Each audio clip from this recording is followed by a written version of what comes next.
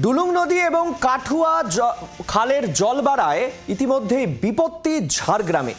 Causeway ভেসে যাওয়া যোগাযোগ বিচ্ছিন্ন হয়ে পড়েছে ঝাড়গ্রামে। জামবনি এবং গোপীবল্লভপুরের বেশ কয়েকটি গ্রাম ইতিমধ্যেই বিচ্ছিন্ন হয়ে পড়েছে হাসপাতাল, ব্লক অফিস থেকে থানাও।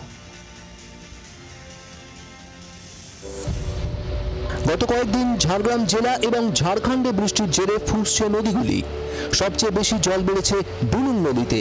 ডুলুং নদীর জলে ভেসে যায় ঝাড়গ্রাম এবং জামবনি ব্লকের মধ্যবর্তী কজওয়ে। রবিবার সকালে আটকে পড়ে একাধিক মালবাহী ও যাত্রীবাহী গাড়ি। কজওয়ে ভেসে যাওয়ায় হাসপাতাল, ব্লক অফিস এবং থানার সঙ্গে যোগাযোগ বিচ্ছিন্ন।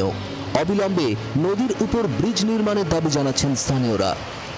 এখানে যে কজওয়ে আছে, এখান থেকে বৃষ্টি হলে এরকম জল জমে যাচ্ছে, খুবই ভয়ানকভাবে জল পারাপার হচ্ছে। আমরা দাঁড়িয়ে আছি, মানুষের দৈনন্দিন কাজ ব্যাহত হচ্ছে, পুলিশের তরফ থেকে আটকানো হচ্ছে, যেতে দেওয়া হচ্ছে না। জল কখন কমবে দেখা যাচ্ছে।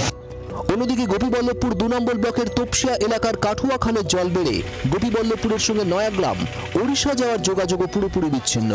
চরম সমস্যায় সাধারণ মানুষ।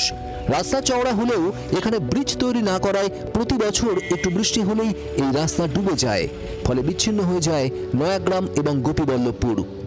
আমরা হলদিয়া থেকে এলাম, তো ফেকোতে শুনলাম গাড়ি যাচ্ছে না। মতো অবস্থায় আমরা দেখলাম যদি যাওয়া যায়, সেই হিসেবে আমরা গাড়ি নিয়ে এলাম।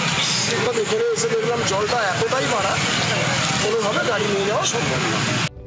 একটু ভারী বৃষ্টি হলেই এই সমস্যার মধ্যে পড়তে হয় ঝাড়গ্রামের মানুষকে। দাবি একটাই, কংক্রিটের ব্রিজ নির্মাণ করুক প্রশাসন। আপাতত ডুলুং এবং কাঠুয়ার জল কমার অপেক্ষায় ঝাড়গ্রামের মানুষ। ঝাড়গ্রাম থেকে সৌরভ চৌধুরীর রিপোর্ট, জি24 ঘন্টা। বাংলার আওয়াজ, বাঙালির আবেগ, জি24 ঘন্টা।